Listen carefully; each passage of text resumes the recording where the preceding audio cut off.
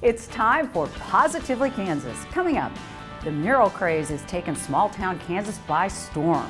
We'll visit the city that claims to be the mural capital of the state. Also, one man's trash is another man's artwork.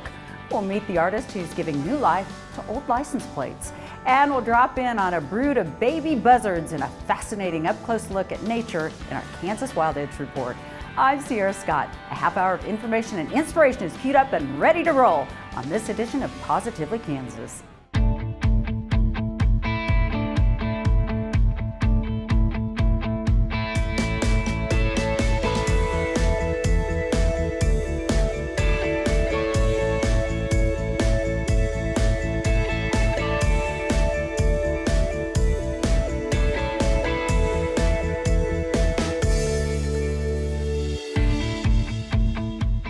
A Northeast Kansas community is painting the town, so to speak, to get attention.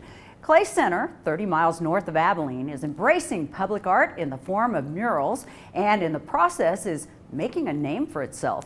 As Chris Frank shows us, Clay Center's mural movement is bringing bright new colors to town. Many Kansas communities are looking for ways to attract new visitors to their towns.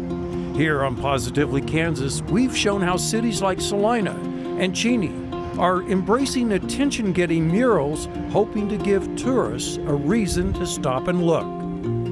Clay Center in Northeast Kansas is taking that idea to a whole new level, freshening up its image with the help of the artist's brush. Old, paint-faded walls are the new canvases for artists to give new life to old local stories through murals. I think it helps bring more life to the old buildings here, and because a lot of them were unpainted and stuff on the walls of them, so it helps get them repainted. Driving into Clay Center on Highway K-15 from the south, one can hardly miss this mural on the Suther Feeds Mill, formerly known as Key Feeds Mill. A lot of detail, and it's so tall. More on this mural coming up. This is just one of the 30 murals in Clay Center and neighboring towns. This is what the town calls a mural movement.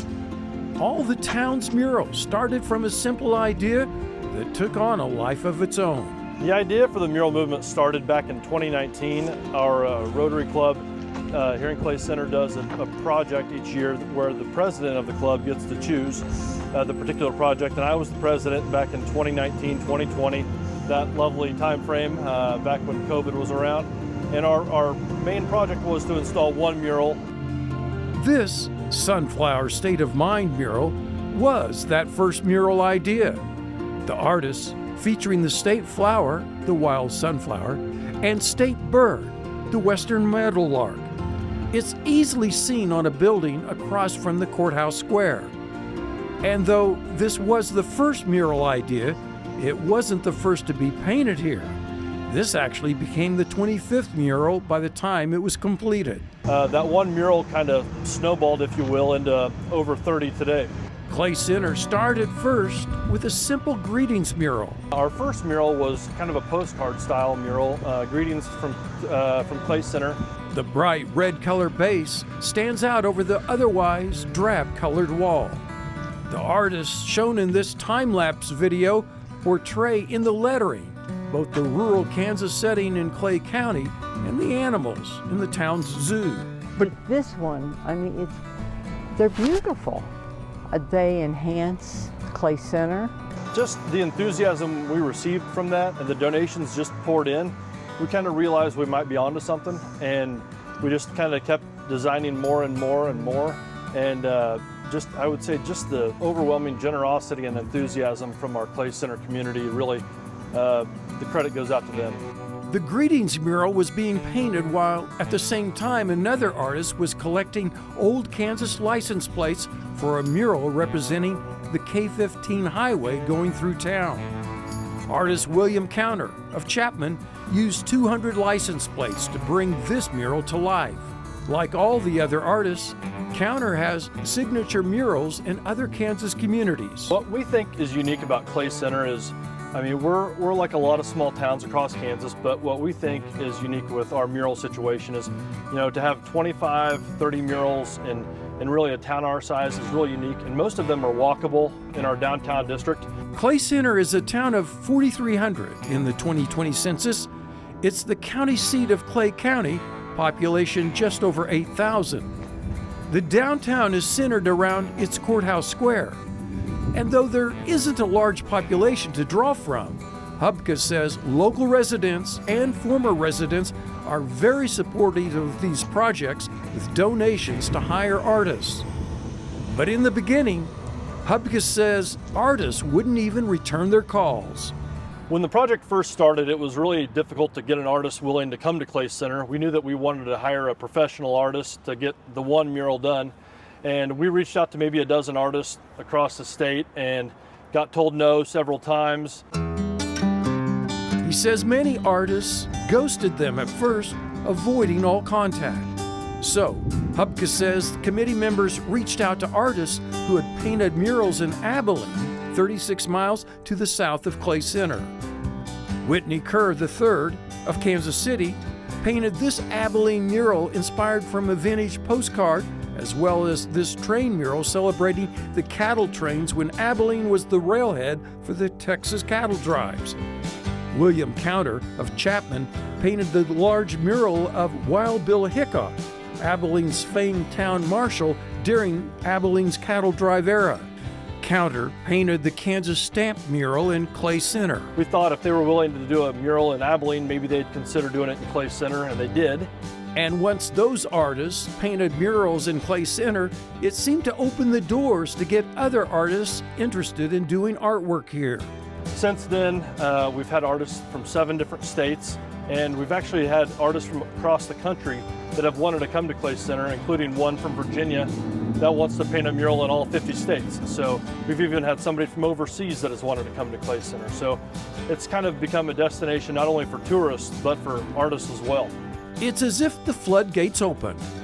Now, there are several themes represented in the Clay Center murals. But there's really something for about everyone. Clay Center is near enough to Junction City and Fort Riley, giving the town a military influence.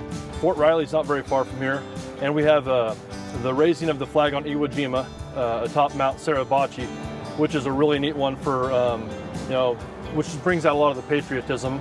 This mural's message that freedom isn't free. Such patriotism and support of veterans fits in with any Kansas community. We are an agriculture town, like much of rural Kansas, and we wanted our murals to represent that. That agricultural heritage points back to the Feeds Mill mural. This is titled Bucolic America, with the artists depicting the more pleasant aspects of the countryside and rural life.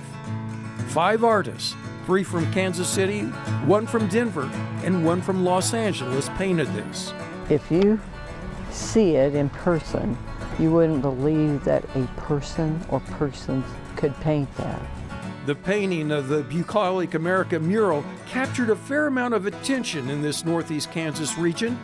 Area newspapers and Topeka television did stories on the artist's progress. Artists use what's called the squiggle grid, doodle grid technique to upscale their mural artwork from a smaller design format to the much larger walls. The technique enables artists to paint such large murals with the subjects rightly sized. Time-lapse video shows artist Christian Stanley of Florida turning this Clay Center wall into the Sunflower State of Mind mural. The mural is more than 2,000 square feet in size. The Carnegie Library opened in 1912. In 2021, artists painted the title mural Windows to Literacy. It turned a plain wall on a building next to the library into a bookshelf of some of the most well-known, acclaimed historic books. It sort of becomes a billboard for the library's location.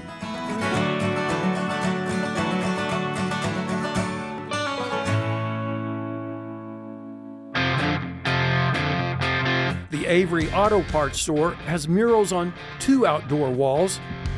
These murals help viewers relive the town's past. This building used to house the local Coca-Cola bottling plant, back in the days when cola bottling was franchised to smaller towns. This photo shows the bottling works in 1912. That building no longer stands, but the mural preserves its image on the building where the bottling plant had expanded operations, where auto parts are now sold. The mural, showing a couple in a mid-60s Mustang, is titled Along the Highway to Anywhere. Tracy Lebo, retired Clay Center High School art teacher, is the artist. This is one of the newer murals completed in late 2023. Around the corner is a mural titled Classics, depicting a 1950s-era full-service gasoline station. Younger generations of the self-service times haven't likely experienced an attendant washing the windshield while filling up the tank and checking under the hood and tire pressure. So indeed, murals can have historic stories to tell, besides adding artistic beauty to the sides of buildings. 31 cents a gallon for regular was standard fare back then, if not 2 or 3 cents a gallon higher than other places and times. Yeah, it's just a great thing, and it's been great for the community, that's for sure. Are people talking about them? Oh yeah, all the time. What are they saying? Well, they just enjoy just seeing all of them, and just driving around town and just looking at all of them. And what has it meant for business? I believe it's helped. I think it gets people, down this way. We're kind of off the beaten path a little bit, but I think it's cool. It's something that has drawn a lot of people to Clay Center just to come, just look.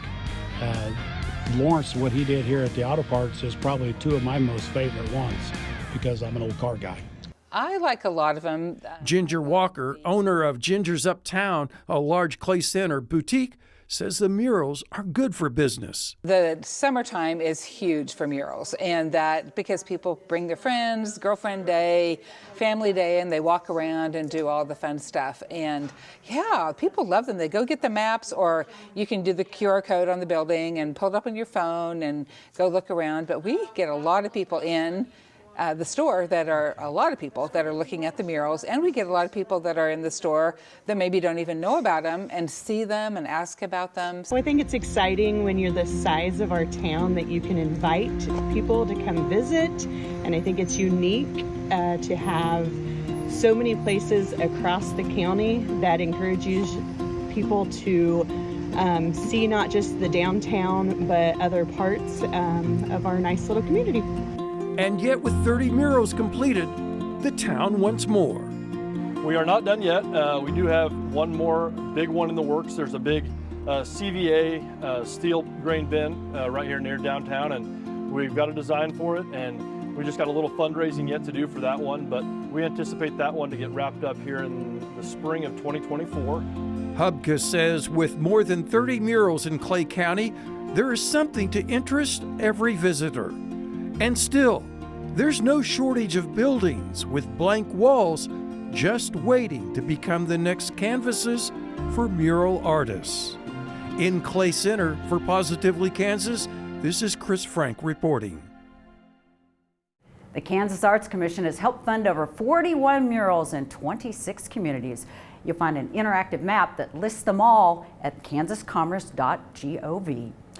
When it comes to our car license plates, most of us simply discard the old ones when the new plates are issued. But a Newton man is finding clever ways to put old license plates to use in artsy ways.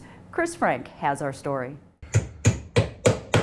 On many days, you can find Mark Yoder working in his garage workshop behind his Newton home.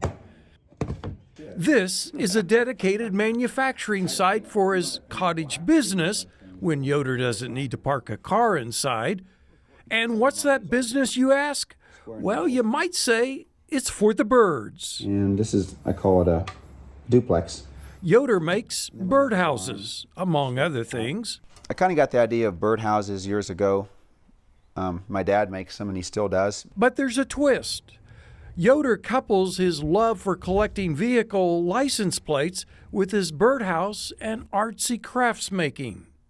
Well, we can start here with the license plate signs. I bought a shear that I shear the plate and the letters and the numbers and stuff.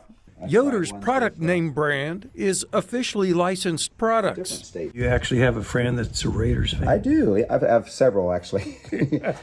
Yoder glues the letters and numerals from cut-up license plates into whatever phrase a customer may request. Team names are often in demand: Chiefs, Jayhawks, Wildcats, Shockers, and so on. I call it fence boards. Old cedar gives it kind of a rustic look, like the garden one here. Most plates are old Kansas license tags, but you can see on his walls he has vehicle plates representing about every American state and a few foreign countries. The older, rarer plates stay on these walls or in a cabinet filled with license plates. These are not going to be cut up, no.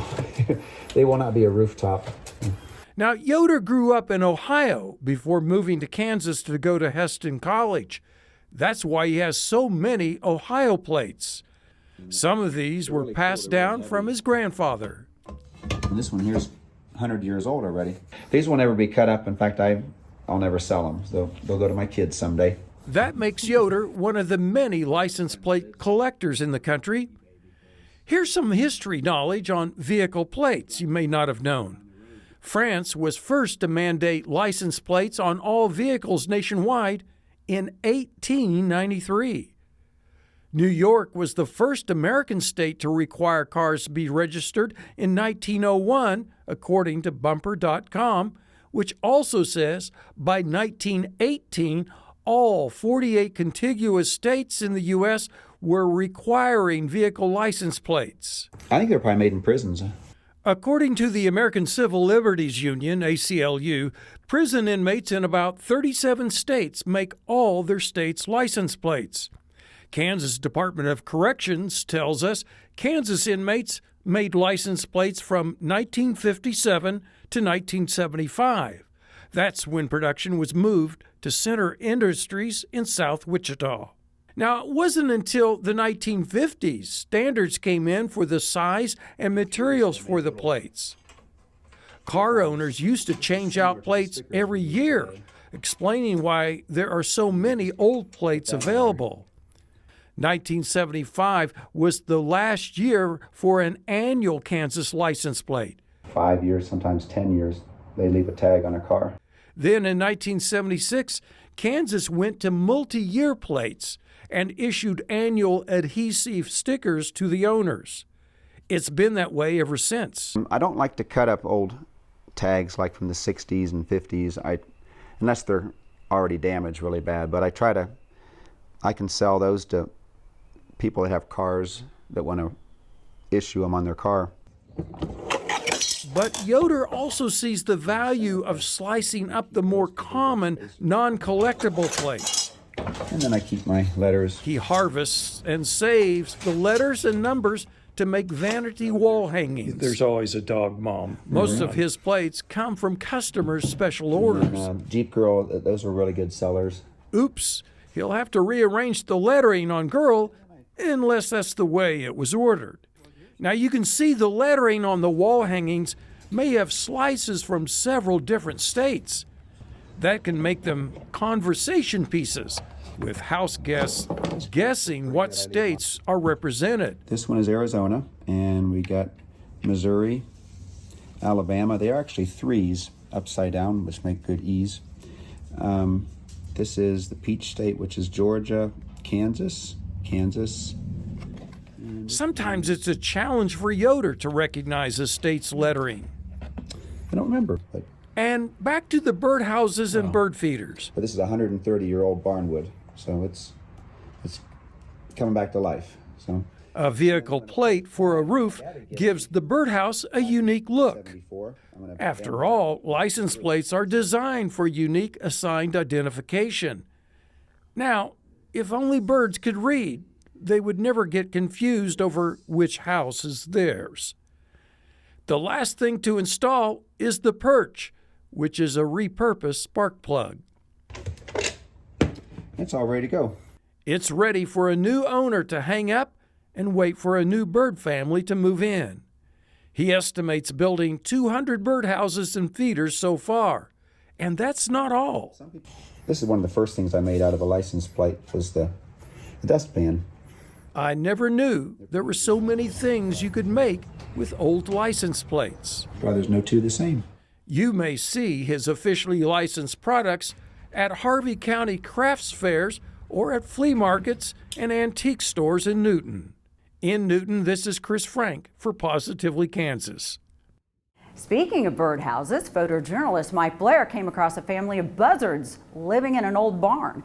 As always, he captured some fascinating video for this week's Kansas Wild Edge Report.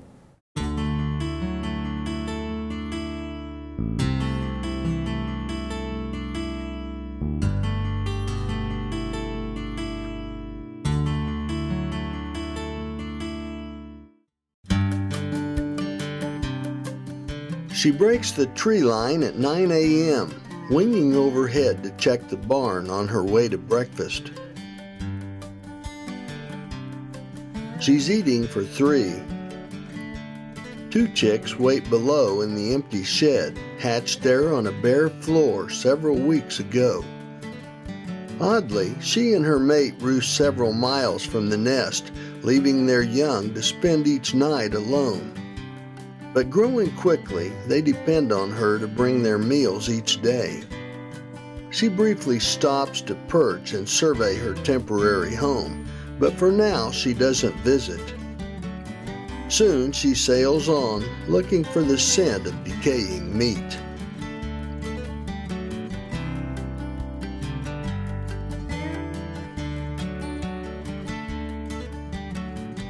She's a turkey vulture, a bird that gets little respect, though vital in nature's scheme. Vultures seek the dead and decomposing, searching with wondrous gifts of sight and smell. Riding on spread wings, they soar with scarcely a beat, masters of aerial travel.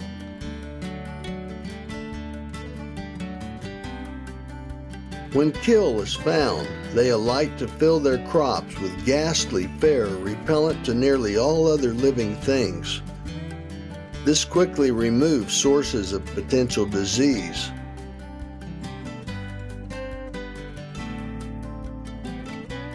And for the mother vulture and her mate, this means food for them and their young.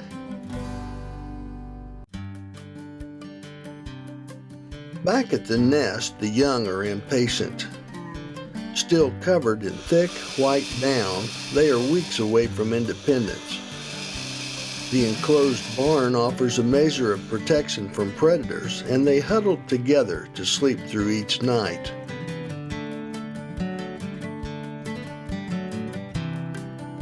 Smaller visitors may steal in to look for scraps left at feedings.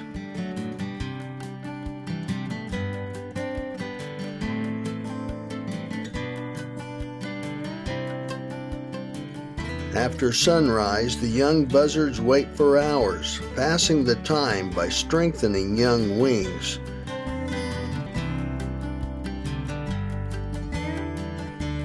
Dreaming of soaring.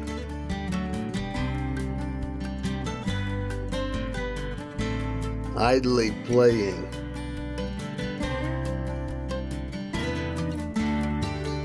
Or squabbling.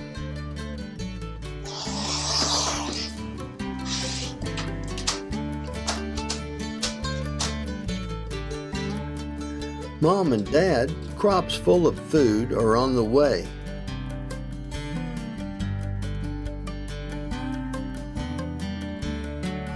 The sounds of rooftop footsteps alert the young birds. The adults take turns, sometimes feeding the young up to 4 times a day, but other times, depending on their luck hunting, skipping a day entirely. A feeding visit is always noisy and boisterous. Vultures feed their young by direct regurgitation, transferring food from their own crops directly down the gullets of their young. Meat, tainted and foul, yet non-threatening to the powerful immune systems of these birds, is transferred directly from stomach to stomach in gagging rituals. Sometimes the youngsters cough up a hasty meal before eating it again. Mom may take a momentary break before going back for one last round.